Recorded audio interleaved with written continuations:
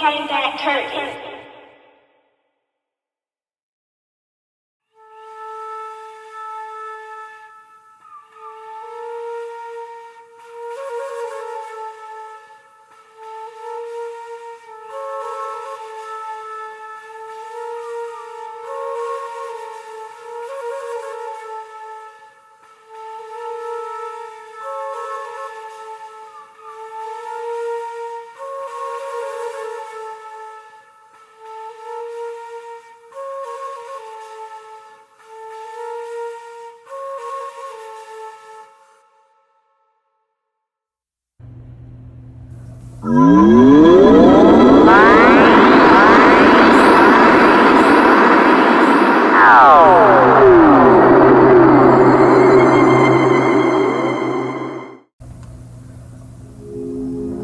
When first thought, submit spirit before matter. Our celestial humanity arrives, awake in a dream, an inception of our reality. So we live, we love, and then there is music. So we dance, we sing, we praise, we reflect.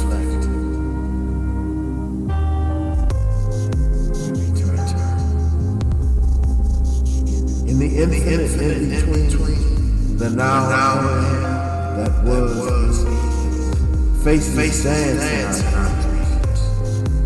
Some familiar, some a singular cosmic composition. In the irrelevance of this time, we realize the passion of the random abstraction, learning the lesson that the brotherhood of man is far more important than the ego of any individual. Imagination becomes the sound of thought, traveling at speed.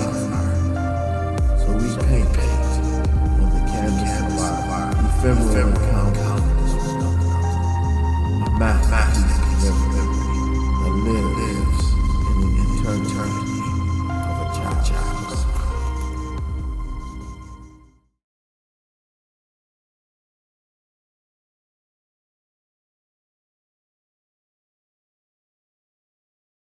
The passion is early, but the waiting is slow. Hey, what's up, brother? Hey, what I do? Not much. I was wondering if you was free. Say that again. I was wondering if you was free for that interview. So, why did you choose the net poetry name Sparrow, and where did it originate? When I first started, my nickname has always been in college and, high school, and, my nickname was always Quick. Okay. So when I first started doing poetry, I was calling myself Quick the Poet. Okay. And, I had, I was going on this spiritual journey, my grandmother had she was sick, and she was about to pass, and so you had your last moments with your grandmother. They told us she was about to leave. So we were speaking, and I was telling her I was going back to the church, and she always called, my name is Stephen. So she told my mother's name is Stephen. But most people call me Stephen. But, right. She always called me Stephen from the Bible. Right. And so, when she was passing, how you wait for that call when it's the last minute. Yeah. And at the time, it was that Kirk Franklin song, His Eyes on the Sparrow. Oh, okay. And so I used to sing, before she passed, I sang her song. That was her song, His Eyes on the Sparrow. And one day I was in DC, and I was at a movie premiere, and I was just dancing and stuff, and then I was like thinking about it, and I was crying, and I was thinking about the song "Eyes on the Sparrow," and then I was looking, I was like, wow, I'm that sparrow. Right. You know what I'm saying? It was like, I'm the sparrow. Like, cause all my life I had hardships, but I always overcame them, and was always able to do a lot of great things, even though, so God's eye is always watching over me. So I kind of just adapted that name. Hey, I'm the sparrow. So, and then that's how I started, and that's how it is. So it makes a lot of sense. Cause I know sparrow. Yeah, that's interesting. You notice the sparrow is quick. Yeah, exactly. He be darting and shooting everywhere real quick. Get a little morsel. He get a little morsel and fly off real quick. But God is always watching because they be in every season you see him. Right, and then that's another thing that the sparrow is always. You always see him everywhere all the time, but people don't pay a sparrow no attention. Right. But God does. Right. Just like if the guy watches over a sparrow, he'll watch over you. That's right. So it just had a lot of sense. A lot of spiritual reasons. That's right. So that's how I became a sparrow. That's what's up. So tell me, what has been the most moving to you about performing poetry and being a host? Performing or being a host? What has been the most moving to you about performing and being a host? The thing about performing poetry, I call them my tears. So, being able to perform in it's almost like you releasing your fears or your tears, your soul. You're releasing your soul. So I release my soul through my poetry. So for me to be able to release my soul and be transparent with the word, with people, and they embrace it and you connect with them. That's the most rewarding feeling that you can have when you're able to connect and use your words or what you're going through to touch other people. So that makes that's the best feeling, is to be able to connect. Now, as far as hosting is like What's the dynamics of being a host for entertainment events and otherwise and whatnot? What's the dynamics of that? Well, to me, some people had a different vision of it. For me, being a host was that me being a poet at the time. It wasn't a lot of poetry spots, so I would go to like a lot of the jazz spots, like Baker's and Birds, and I would perform with all the jazz people at their open mics. And they would never introduce you right. You don't ever say Sparrow. You know what I'm saying? Or they would say, hey, give it up for Sparrow. That would be it. So hosting was my way of, how I wanted it to be done, how I felt it should be done, and how poets should be treated when they get to the mic. I didn't want people to just come to the mic, give it a dead introduction. I wanted to make every introduction, make every poet feel comfortable, make the crowd, keeping the crowd hype for that poet, keeping that energy and that spirit up of the crowd, so everybody is on one accord and everybody feels comfortable. And so, to me, it was always about the introduction and the entertainment aspect of it. It's like that's the place where I can really be free. I can really show my my sense of humor. I got a crazy sense of humor on my ability to perform. So I can jump out and do a Prince song. It's just keeping the crowd hype and keeping the energy up. Because I believe as a host, you are responsible for the energy of the whole show. Yeah. Okay. So for me, the hosting is not about me. It's about it's about the audience and the artist. Okay. I put together a great show for that. Yeah. So what was it like emotionally and spiritually during the Key Club phenomenon? You say what? What was it like emotionally and spiritually during the Key Club phenomenon? Well, I think the Key Club. Well, we had the Key Club was like it it was like almost of a resurrection of the poetry, because you had the Cafe Mahogany that came out, and it had such a big impact on a lot of people. And but once it closed, there was like a little wall or a little emptiness, a little open space. Now, Kyrie Kamani Turner, he had a venue, a poetry show that went on after the Cafe Mahogany. I forgot the name of it. Aroma Cafe. What was it called? Aroma. It was at Cafe Aroma.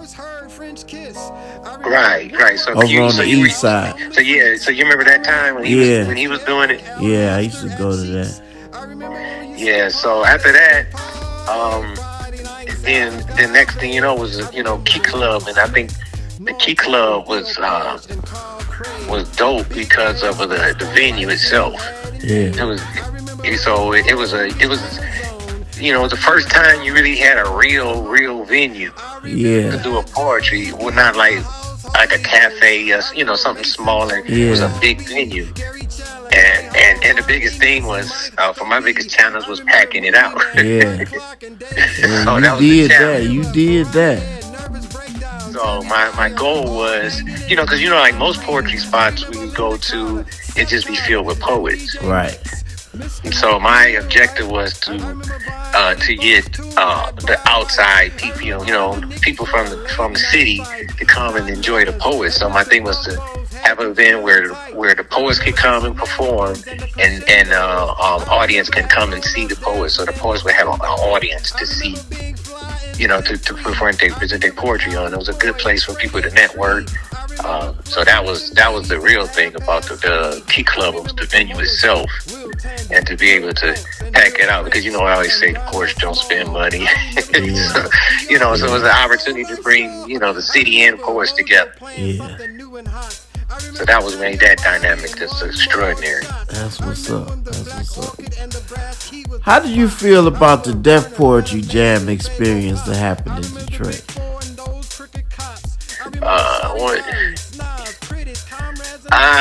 To be honest, I'm kind of torn with it,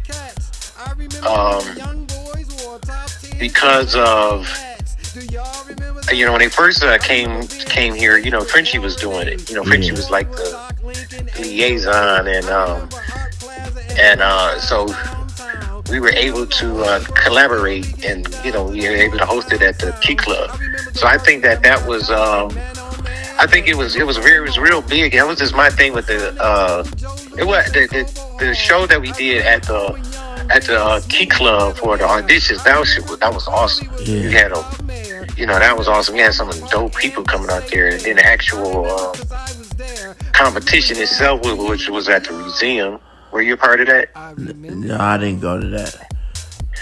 Oh yeah, that was dope too. It was like it was. At the Charles H. Wright.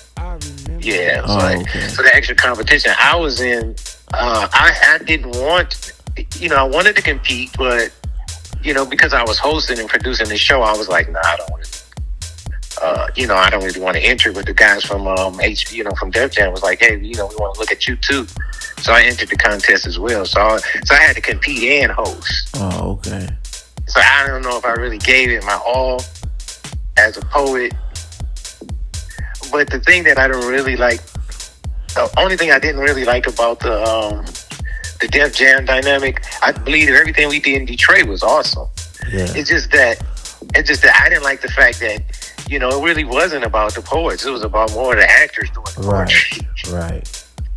I would wish they would just focus all on the poets. Right. That's what I thought it was going to be like. Then you didn't have poets doing comedy, Right. or actors coming in the Def Jam doing acting. So Right. I just didn't like how they tried to use Right. that. Instead of just focusing on the poets, I think they could have got a lot more poets on there on the show. Yeah. But the actual event in Detroit was awesome. Because we had some. Everybody came out there. I think who won? I think Kyrie won. Yeah. Yeah. So what are some keys to a good performance? You being a host and a performer, what are some of your pointers or keys to a good performance? Um, being able to being able to pull your piece off flawlessly, like having your words to come out flawlessly, like you're almost like you go into a zone where you're almost like you're you step outside of yourself and you're actually watching yourself perform. So if you're able to do that, be able to focus on the crowd and focus on your words and everything come out, and the biggest thing is when to me, the biggest feeling is when you have everybody catching on to every word that you're saying, and they're totally clued in on you. So I think when you're able to engage the crowd and have them, have them follow you in your story or in your poem line for line. I mean, to me, that is the ultimate performance. Oh, okay. So, what about you? What do you think? I think a key to a performance is conveying your message clearly and concisely, and also leaving them with something to think about. Right.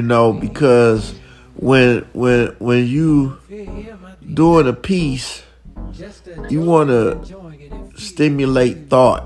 And I noticed a lot of what you did. When I listened to your poetry, when you did Key Club all the time, you knew how to captivate the audience. That's the one thing.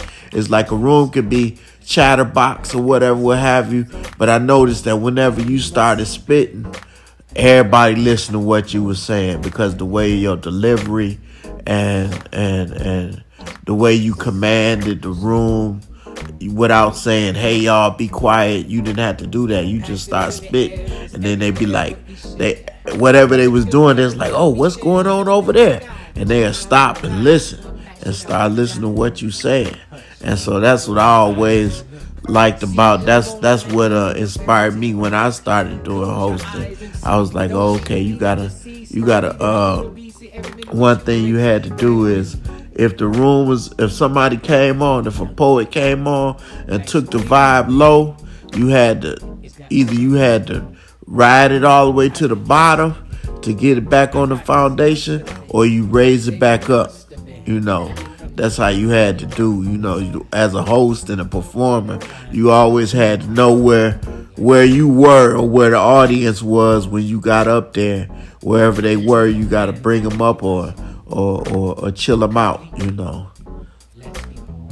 Oh yeah, that was the wow. You hit everything that I was aiming for, and I'm glad I was able to pull that off, because that's exactly what I was striving for. Because it's like you had to, like I noticed a lot of poetry. They don't really, it's either dead energy. You know how you go to some poets, it's just loose or dead. It's not hyped or it's not engaged. It's not balanced. Yeah. So my thing was keeping it balanced, because you have some poets that were, some dope poets, and then you have some new poets. Yeah, that's just getting the feel of it. So you had to balance in the two, and a lot of times I would,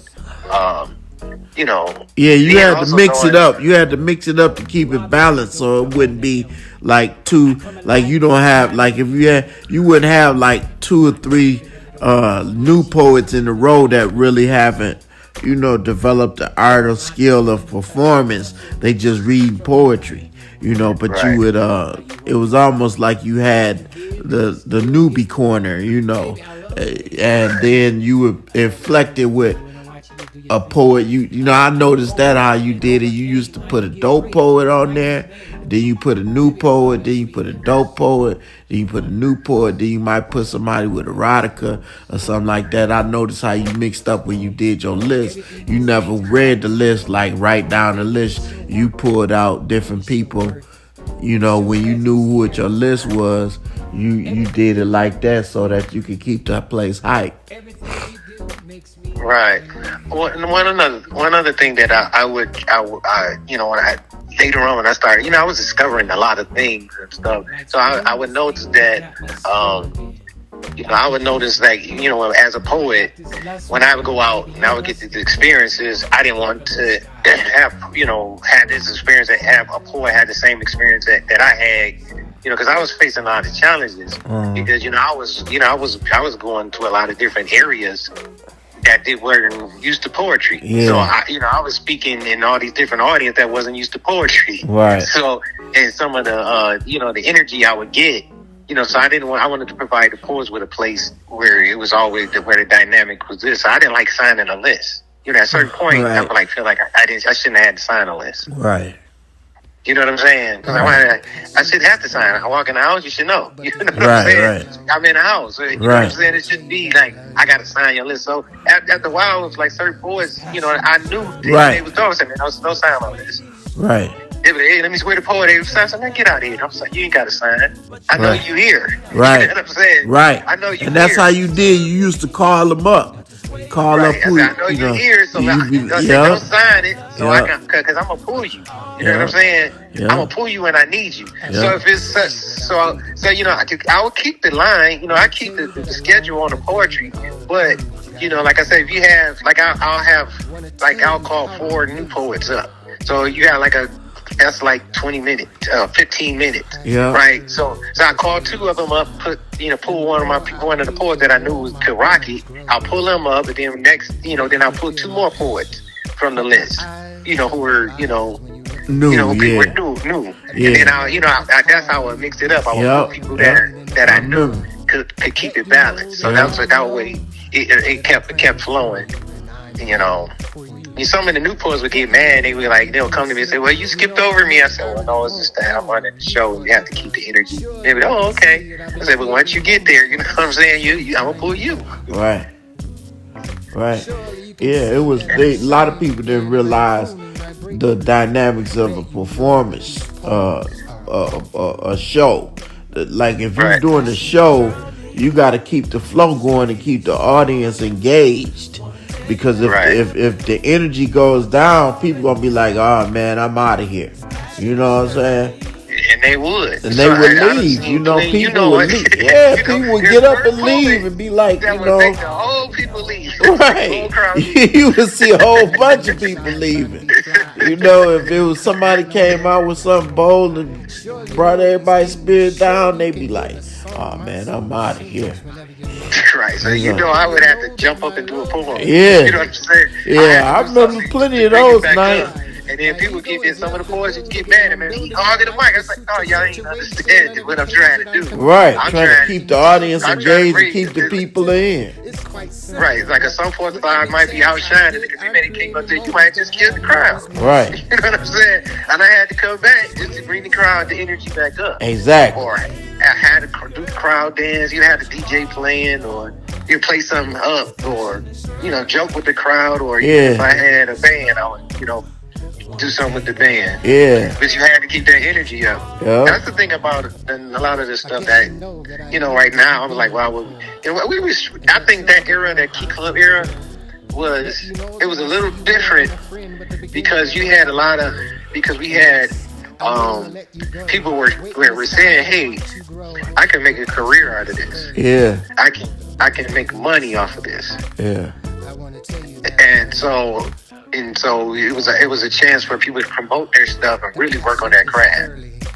Yeah. And they gained a lot of experience there because, like I said, you can use around the crowd, and if you're not hitting well, they'll start talking on you. Yeah. You're right. Let me ask you this question. I know you had a reputation for loving the ladies and the fine ladies, and you had an understanding of them. Like some cats might have had an understanding, but we knew you had a little gift in that area. So I'm gonna ask you this: what do women want in a man from your perspective? An emotional connection.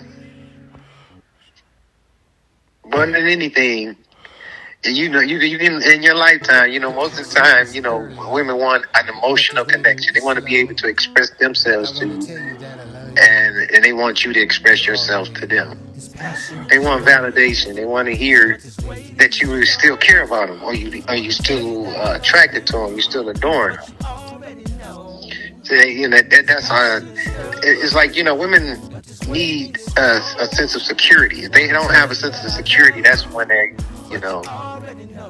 when they're unsure about something, that's when they're, more likely to cheat on you. You know what I'm saying?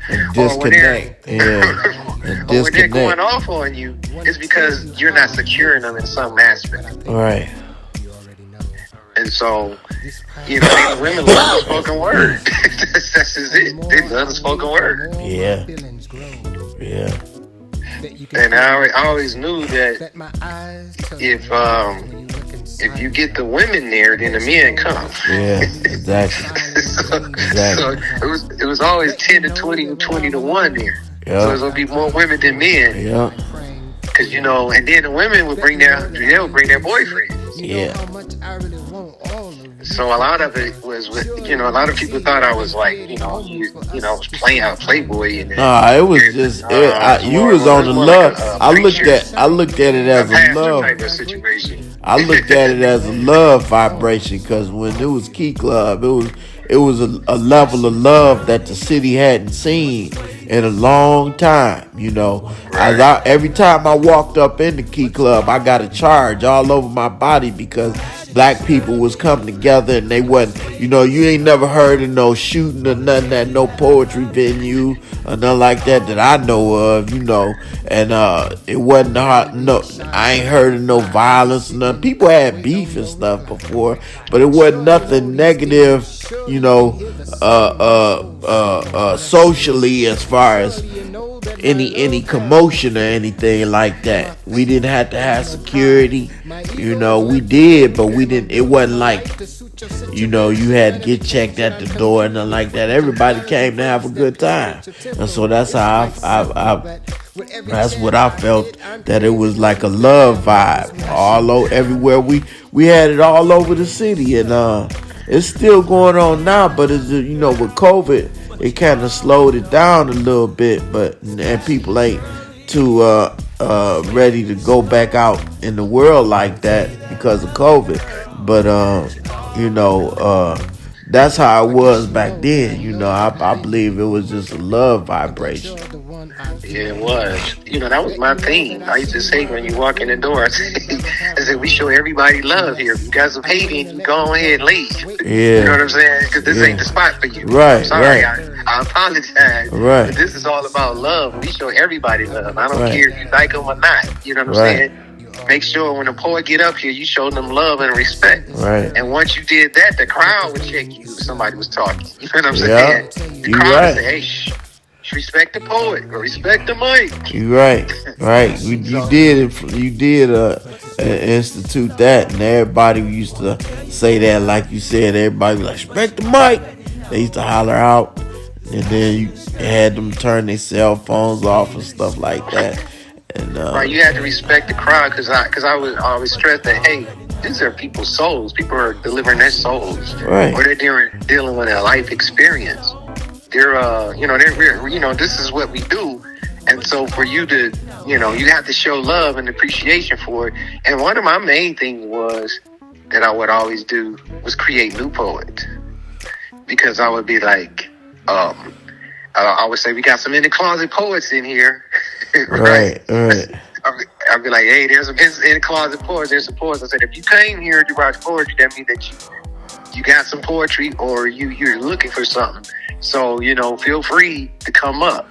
So I even instituted a thing called get the jitters out, where like from a certain 7 to 8, when it first come in, because people didn't come till 10. Yeah. So I said, if you want to work on your craft, we open from like 8 to 10, but people didn't come to 10. So between 8 and 10, poets could come and practice their stuff. Yeah. While the crowd was there, so by the time the big crowd come, they was ready. Right. Or you wanted to work out a piece out, so I said, get the jitters out. Right. And then you remember that segment where I had to spit. I don't know if I can curse you. Spit your shit. And sit. Yeah. I remember that. Yeah, you say what you want. Yeah, spit your shit. Spit your shit and sit. Yeah, I remember that. Spit your shit and sit. Yeah, I remember that. That was fresh. Right, because you remember it was like, man, I was having like 30 points a night. Yep. You did. Everybody was trying to get, and I didn't refuse Especially nobody. when it got popular, they was there all night, man. Right, I didn't refuse nobody. Right. People don't realize that, because I go someplace now, I'll be like, you can't get on the list. I never excluded anybody. Right. That's how I work it out. You know, Right. before you, like some people had the round robin section, but I had to spit you shit. That meant that you had to spit from where you were. Right. Or I would call everybody up. I said, well, I don't have time to introduce anybody anymore. Right. We're at that point where you just gotta say what you gotta say. Don't introduce yourself. You know what I'm saying? I'm gonna introduce yourself. Don't explain the poem. Just spit your poem. Right. Right. So that's how I was able to get people that came in late. I said, you came in late, so this is your chance to spit in and sit. And then if they got there and they start talking about this poem, then the crowd goes, spit your shit, sit. Right. Yeah, man, I consider that to be like the best time. You know, I think that was the best time era that I had. Of all the venues I did, that was the best, because it was just the perfect time and the perfect season. Yeah. I think that didn't last for almost 10 years. Yeah, that was a good series, man. Man, it was the first spot that you had downtown that was black owned. Yeah. And had his own parking lot. Right. That was the thing. Yeah. So let me ask you this: how important is it to write and express oneself with the spoken word, song, poetry, and praise, and what spiritually guides your words? Repeat that. That was a hell of a deep question. I said, how important is it to write and express oneself with the spoken word, song, poetry, and praise, and what spiritually guides your words?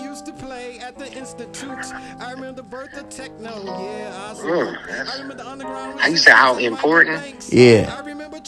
I believe it is the most important. It is the most important. The power of the word and the power of your expression, your who you are, your soul. Like I said, it's your soul. So that's the most important aspect of life, is the connection that we have with each other. So through your art, I used to say, like I would say, well, God gave me a poem, and it's important. He gave me these words. It's important that I express these words. You know, like I would say there were poems that I wrote where I felt that they were inspired by my feelings, what I was feeling. Then there were poems that God gave me. And so it was important that I made sure that these words get out. And sometimes I would write a poem, and sometimes after I wrote it, I would read it. I would look down at it, and it's like you can see your problem, or you can see your situation. You can see how you feel. And I really like that when you write it down, it's important for you. Like you write a poem, it's your poem. When you read it, it's for you. But when you actually speak it out, it's for everyone else. Yeah. So that's why I always tell poets, hey, speak, remember it. Don't use the paper. I was a big stickler for that, because I was like, because when you're speaking to an audience, you know what I'm saying, it's leaving you now. You see what I'm saying? Right. Now you're impacting other people, so you have to be respectful of what it is that you're saying to people, because you're displaying energy. Right? So you can't be spewing out hate. If you're feeling hate, now you're transferring your hate to somebody else. Right. But if you actually read what you said and then thought about it, was like, hey, you know what I'm saying? Maybe I shouldn't say that. Right. So I think that, I'm from the old school, man. I went to Fisk University, so I really found myself at Fisk University because I was there with all the legends. I had all the books of all the great orators and poets. Yeah. And the original books in my hand. Wow. You know what I'm saying? I had that in my hand, so I was able to study some of those poets like Ball, James Ball with Conte Cullen. So I would take those poems and I would act them out. And so that touched my soul. It gave me my voice. Yeah. So So a short answer, it's our voice. Okay. Okay. That's what's up. That's what's up. That's what's up. I'm gonna combine these next couple of questions. I'm gonna ask these two first, then I'm gonna ask the last one. How important is music to an artist such as yourself? I asked that one by itself. How important is music to an artist such as yourself? Oh, it's everything. Like I said, I was listening to Gil Scott Heron and The Last Poets. I was listening to The Last Poets at 15, and how they were able to express themselves not only through the spoken word, but through the music. It's like part of the oral tradition where the orator would speak, like and they would have the drum, right? The griots, and they would speak, and I would notice how I couldn't sing. I always wanted to sing, but I really couldn't sing. So I was a songwriter. So my poems are really songs. Okay. If you ever listen to them, they're songs. They're songs. I just use the words. And I remember being at the places like Baker's, where you had the musicians. You know all about this because you're the same. Yeah. And sometimes if a poet tries to speak on top of the music, it clashes. Yeah. So I had to learn how to make my words an instrument in that ensemble. Right. So you were good. You were good at that. You were good at that. Yeah. So I had to learn to study music. Yeah. So I had to learn keys. So if they were in a certain key, I would have to use my voice in that key, just doing the poetry. Yeah. And be able to catch the rhythms and the timing of it. Yeah. So it's the same thing to me. It's the same. The music and the words are the same. I just use my words as an instrument. Yeah, you were good at that. I remember when you used to do down Lola's. Lola's was a good spot. I don't know if it was for you financially, but I know there was a good spot as far as when I went there to see your show. You had the band and everything, and that was cool. That was I see when you were starting to take off during those years. More so when you started to make it a career for yourself, and I thought that was dynamic. I went down there. I've tried to go to every poet's venue at least once, Right. Then I kind of passed the baton off to Caesar, and Caesar been to everybody's stuff now, Right. and he's still, doing this thing, but I haven't been out in a poetry venue in a long while since the pandemic, Right. And so let me ask you this. What is a good person, and how have you been challenged in life that has affirmed your faith?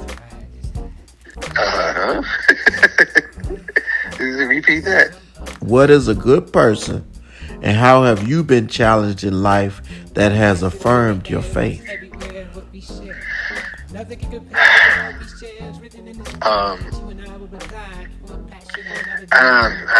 I would say that it's not about a good or bad. It's just a compassion.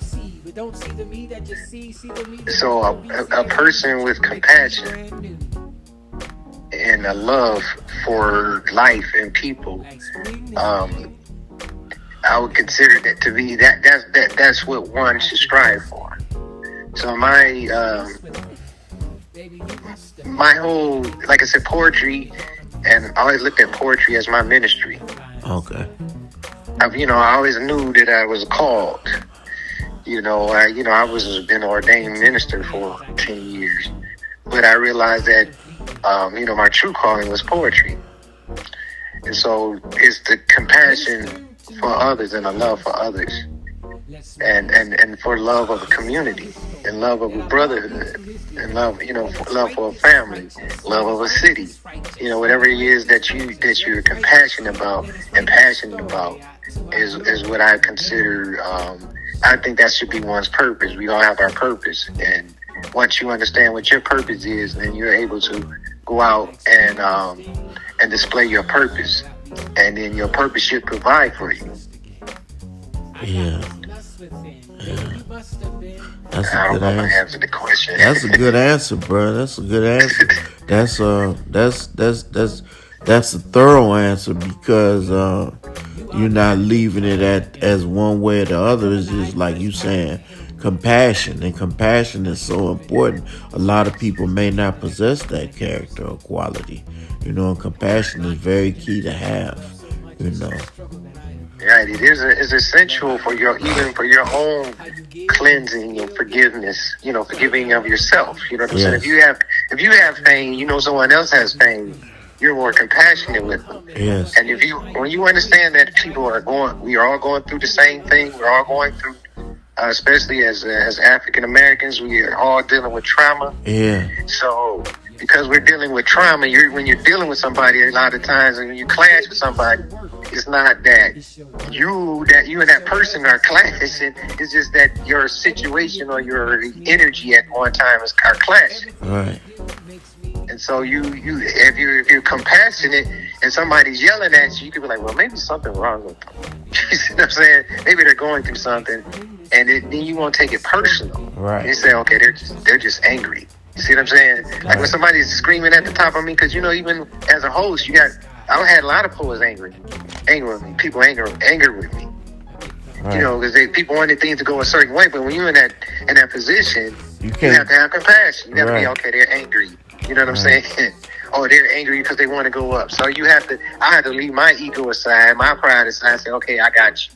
See what I'm saying? Right. Or I had to be humble and be like, hey, my bad, you right. I forgot you. I'm sorry. I'm going to make it up to you the next time.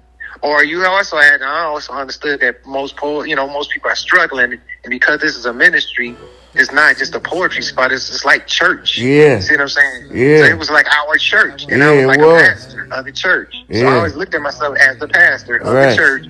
So people coming there with problems. Church of the spoken word. Most of the time I was, people didn't have money to come. People catching buses there. Right. So I would, I know that they called the bus, and now I wanted everybody to know that, hey, I actually cared about you. And I wanted the women to know that they was going to be safe. So if you rode there, people would ride there and be like, Sparrow, can I catch a ride with you home? I was like, come on. Yeah. Yeah, I got you. Yeah. So they say, well, sure, I'm short on money. I don't have no money. Can I come? Yeah. Anyway. I was like, come on, I'm going through something, you need to come. You know what I'm saying? Yeah. Write a poem about it. Remember I said, you going through, okay, everybody going through something, write a poem about it. Right. And come up here and do it. So that you brought back a lot of memories, bro. You brought back a lot of memories about that time. Stuff that you normally back then you didn't really pay attention to it, or you did, but it was like, it was a part of it, so you just flowed with it. You flowed with it, but looking back in retrospect, that was a powerful ministry, bro. Oh yeah, man. It probably saved a lot of people from a lot of drama in their life to express and get that stuff off their chest. Man, that's the thing about I think that was the true joy of my life has always been being able to ease the pain of somebody or inspire somebody to get up there and move, because I didn't really have that when I was coming up. Yeah. You know what I'm saying? So I was like, it's like, if you're going through something, everybody else is going through it. So you have compassion for them. And if you have compassion for them, you can give it to, you can give something, man. That's the best reward. A joy is given. It's not receiving, it's given. Yeah. But if you can learn to give without expectations of getting it back, you're good. That's the thing that makes you feel fulfilled doing that. When you can give without expecting nothing back, and that's the most fulfilling, I think, because you feel like you've helped someone somewhere or somehow, and I wasn't expecting nothing back, and I just did it because it made me feel good to do it. And you know what else was special about that place? Or about just the poetry in the community, period. Poetry, as far as men. It was like a brotherhood for us. Yeah. You know what I'm saying? Because we don't really have a voice. You know what I'm saying? In this world, we don't have it in our home. We don't have it in our community, at our job. So when we can come out to a poetry spot and express ourselves, and it gave women opportunity to hear, real men speak. Right. So I used to be like, this is my family, because our regular family don't really relate to you. Right. And we met people like you, man. People just always, ever since I've known you had a beautiful soul. You just, you can tell, and you actually cared about people. You just care. And I'm gonna say this, bro. People like you and I are men who care. I tell Caesar this all the time because he's like that too. It's like people who care that much, men that care that much, suffer the most. Yeah, that's true. Because people don't realize the level of concern that we have for humanity. Right. And you suffer for it because you take on the burdens of other men who don't care. Yeah. Right? Yeah. You take on the burdens for men that are irresponsible who don't care. Yeah. Right? And then you even suffer in relationships because you might care too much. And then because you suffer, you're so given, your finances ain't your top priority. So you're going to suffer with a woman because of that. Yeah. Because of your finances. Yeah. So you can imagine you have all those men coming together and saying something powerful to the world. Yeah. So let me ask you this: you're a survivor of the COVID-19 and a victor, I'll say. And what do you think is the lesson for humanity from this current pandemic? Oh man, I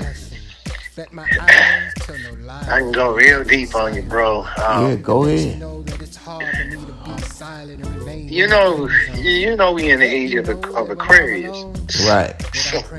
So this is the universe's time, and it's our time to sit down and think and reevaluate and adjust and see what's important and what's not. It's a good time to reflect and prepare yourself for the transition that we're making in this world. The world is changing. We're in the future now. So a lot of past traditions, past identities, past all this other stuff is leaving.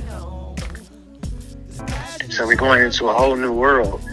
And what I got from when I was, when I was stricken with it, I was like, the thing that I thought about it was like, wow, I done survived a brain aneurysm, right?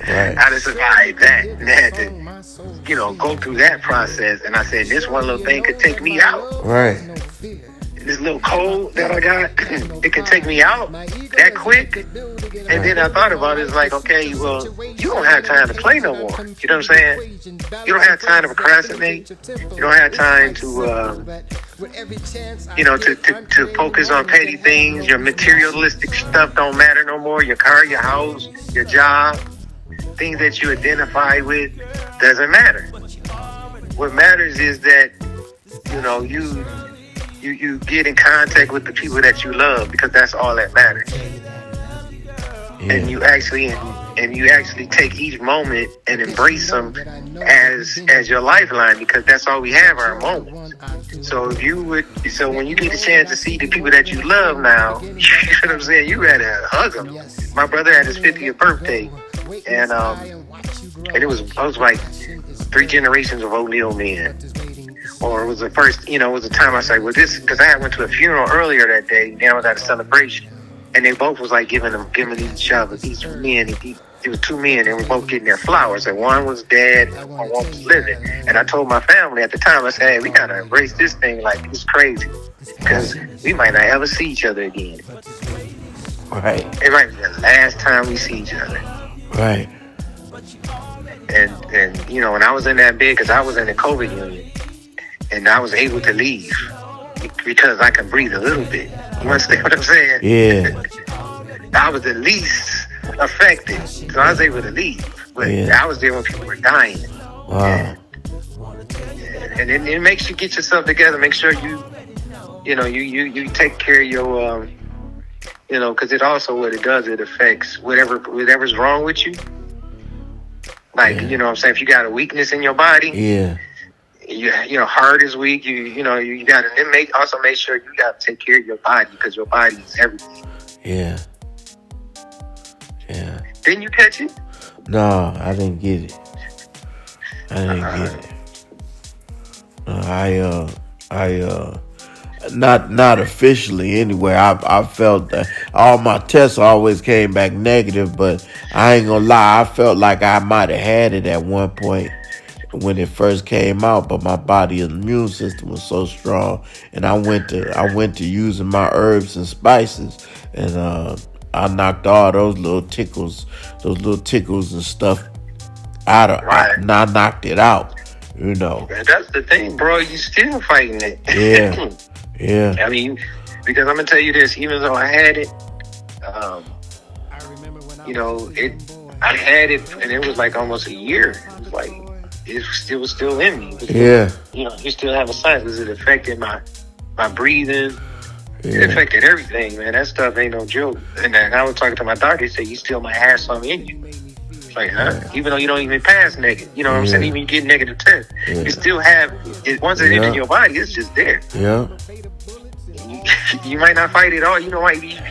I'm just saying, man, this is something that we haven't seen. And I think everybody has had it. It's just people have reacted to it differently. Right. Like you said, your immune system probably so tough. All that elderberry, you probably drank. Right.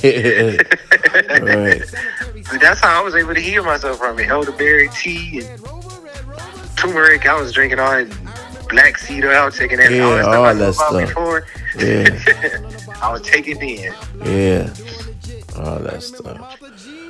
Now, we've seen the artist community as far as actors and performers and musicians and rappers and all this stuff. How should artists, it's a lot of gossip stuff that goes on or whatever. How should artists properly handle controversy? How should we handle it? Yeah, how should they properly handle controversy? What I've had to do was understand the process. That it's a non-stop and never-ending process that you got to keep involving. You got to keep at it. You got to keep perfecting your craft. You got to stay with it. I'm at the point where, I've been doing it. I've been in the game for like almost 30 years, and every 10 years I would have to recreate myself. Yeah. And right now I had to recreate myself again. So now now I'm DJing. Okay. So as an artist, you should whatever medium you use. Like, you're a testament to that because you're an artist. Yeah. You pick up a trumpet or you pick up play the piano. You constantly evolve. So now I'm more of using my poetry in music. So I done transferred to house music now. So I'm trying to go to another platform, another market. Yeah, that's a good field too. Right. So I'm trying to get to reach a new audience with my words. So I'm going so I can be more international. I'm using the medium of house music. Yeah. So I got a new house album coming out. Okay. Yeah, like I just came out with a song called Memoirs of Detroit. Yeah, they playing it in all the clubs right now. Oh, wow. Okay. It's really blowing up. Is that on Spotify or Apple? It's on Bandcamp right now. Okay. It's gonna What's be the name on of all it? the major Memoirs of iTunes and all that stuff for my birthday. What is it? Memoirs of what? It's called Memoirs of Detroit. Volume 1. Oh, okay. I have to check that I go out. through the whole city, the whole history of Detroit. Oh, wow. That's I deep. talk about, I go from the Swimmobile. I don't know if you remember the Yeah, Swimmobile I to the remember the Bookmobile. Swimmobile.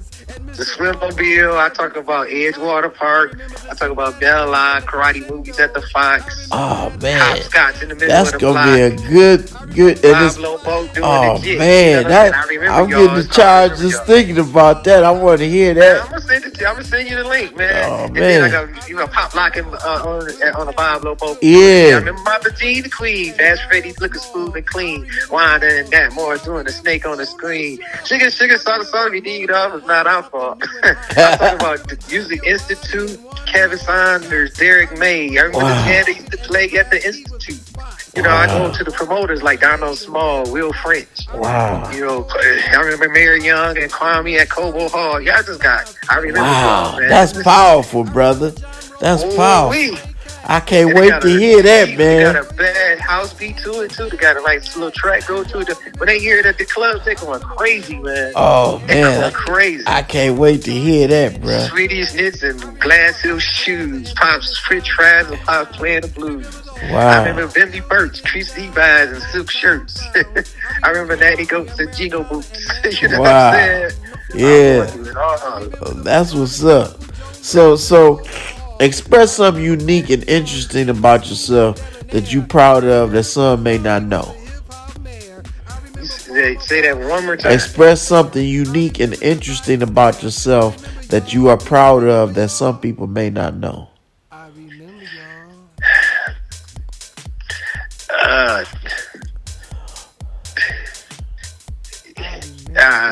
Silly. I'm extremely silly, and I'm a comedian, really. Literally a comedian. You know what I'm saying? I'm a comedian. People don't know that about me. That I write jokes. I do that. I'm a kid.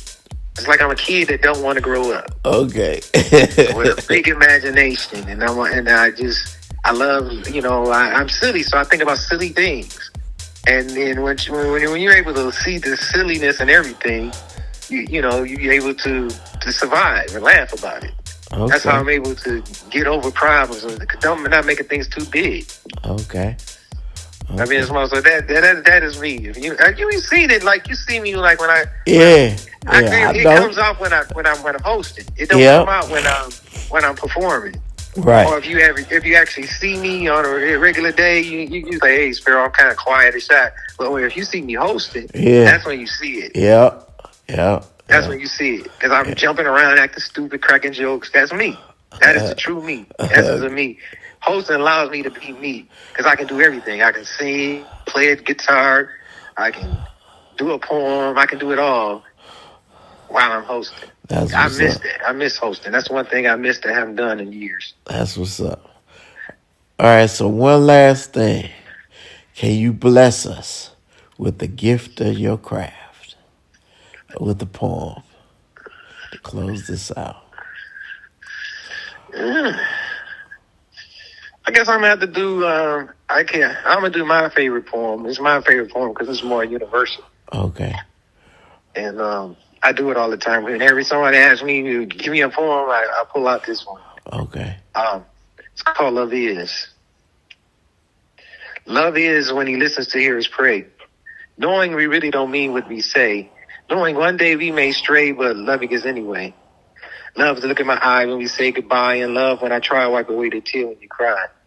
Love is the love of a friend. Love is the universal wind that blows deep beyond deep blue skies. Love is a mother concerned when a baby cries. Love is like the sound of music pounding in your soul, surrounding you whole like a teddy bear. Love is love descending from the cosmic air. Love is not that thing that made you hurt, not that thing that dragged you through the dirt, because love is not lust, and love is not blind. So search your mind, you might find that love is the spirit. Love is the soul that makes you whole. Love is the universe, and love is the one that loved you first. Some look for love in Buddha, Jah, Ra, Allah, Elohim, Jehovah, Yahshua, Allah, El Shaddai. Love is like the lily of the valley, bright morning star. Love is his love, whomever, wherever you are. Love is his love, and that's all love is love. Wow. Thank you, brother. Yeah, I messed that up, but Oh no, we didn't know it until you just told us. But right. I skip the stuff, but that's part of the training. Just that's keep on what's going. up. That's what's up. Yeah. Well, thank you very much, brother. I enjoyed this interview. I'll be in touch with you to let you know how it goes when I put it together. All right, my brother, man. Thanks for always thinking about me, man. Yes, I sir. appreciate that, man. Yes, sir. I told you that means the world. Yes, sir. And keep on being that loving you, brother. Yes, sir. Don't let nobody stop that. Yes, sir. That soul, that hurt. Yes, sir. Don't let nobody stump on it, but don't, you know what I'm saying? Don't stop loving, bro. I feel you. I appreciate it, brother.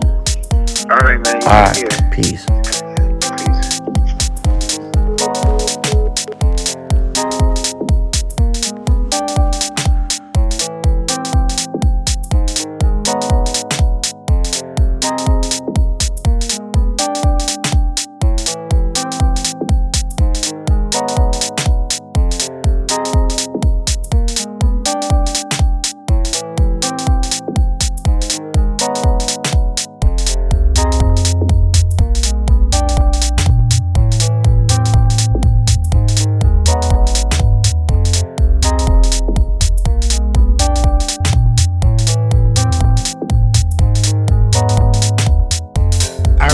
I was just a young boy, playing with my G.I. Joe and my Tonka toy. Detroit, you gave me joy. You gave me joy. Detroit, you gave me joy. I remember the feeling you made me feel. Those hot summer days swimming in the swimmobile. I remember how I go get 'em and how I go seek. I remember Beta Bullets and All Stars had you looking sweet. I remember strike 'em out and touch football in the street. Get the ball, hit the ball, dodge the ball and kick ball. I remember y'all. Do you remember y'all? 'Cause I remember y'all. Do you remember y'all? 'Cause I remember y'all. I remember sanitary socks, playing hopscotch in the middle of the block. Red Rover, send your ass over. I remember when Tag Your It was the shit. I remember dancing on a Boblo boat, pop locking and doing the jit. I remember Martha Jean the Queen, Fast Freddy looking smooth and clean. I remember Nat Morris and Wanda doing the snake on the scene. I remember when sugar is sugar and salt is salt. If you did get off, it's not our fault. I remember the prima donna, UBQ, the warehouse and the vault. I remember grown folks getting drunk and talking junk, playing spade, bit, whist, and tunk. I remember Swedish knits and glass-heeled shoes.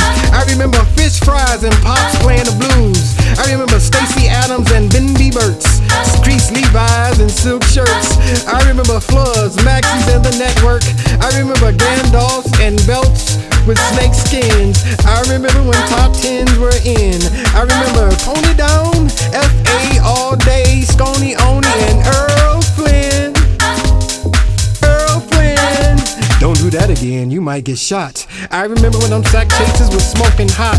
I remember the giant slide, Boblo Island and Edgewater Park. I remember chilling with your girl on Bella after dark. I remember karate movies at the Fox, schoolcraft and breakdancing on a cardboard box. I remember sidewinding the roots, kangaroos, nanny goats, and jingle boots. I remember players wearing purple gaiters and purple suits. I remember Kevin Saunders and Ron Atkinson, Derek May. I remember the jams they used to play at the Institute. I remember the birth of techno, yeah, I salute. I remember the underground resistance and Michael Banks. I remember Trenchtown and dancing to Shabba Ranks. I remember Club 246, Bruce Bailey doing tricks with a hot ass mix. I remember when we first heard French Kiss. I remember Woodwork Squeaks and Out Come the Freaks. I remember the Wizard Stacey Hill and Alan Esther at Cheeks. I remember when we used to parlay and party Friday nights at Agave. I remember Delano Smith, Norm Talley, Theo Parrish, and Carl Craig. Big bass disco lights and you had it made. I remember Ray Bone getting in the zone. I remember Gerald Mitchell and Los Hermanos. I remember at Joey's getting a house holy Gallegos. I remember Masons on JLB, Gary Chandler, Kelly Holmes, Vern Inglis, and Mike Huckabee. I remember Moody Man, Mike Clark, and Dave Spivey.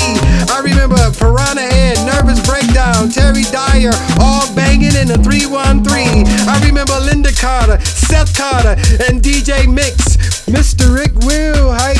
I remember buying Eddie Folks tunes at Buy Rights. I remember going to Nicky's for a late night bite. Dot and Eddas and Mr. Fofos had you feeling tight. I remember the shenanigans and the crescendos. I remember at Lola's dancing in the window. I remember being fly and feeling free. I remember Calvin Floyd, Trey and Tree. I remember flirting with the ladies at 3:30. I remember promoters like Will Tandy, Will Phelps, and Will French, and Darnell Small. I remember them all. Do y'all remember So Nice, y'all? I remember Mojo playing something new and hot. I remember Jack Your Body and One More Shots. I remember when the Black Orchid and the Brass Key was the spots. I remember Verner's Better Made and Fago Pop. I remember the Big Four and those Cricket Cops. I remember Charivari, Snobs, Critics, Comrades, and the Brats. I remember John Roker and the Stray Cats. I remember when the young boys wore top tens and campaign hats. Do y'all remember that? I remember being on stage with El Renee, recorded with Doc Lincoln, Angel A. I remember Hart Plaza and the Renaissance downtown. Remember the whole world still be getting down to that Motown sound. I remember the Mercury, Americana, and Man on Man at Northland Mall. I remember the Masonic Temple, Joe Louis, and Cobo Hall. I remember Coleman Young being smooth and debonair. I remember when Kwame was the hip-hop mayor. I remember Palmer Park and the State Fair. I remember 'cause I was there. I remember y'all. Do you remember y'all? I remember y'all.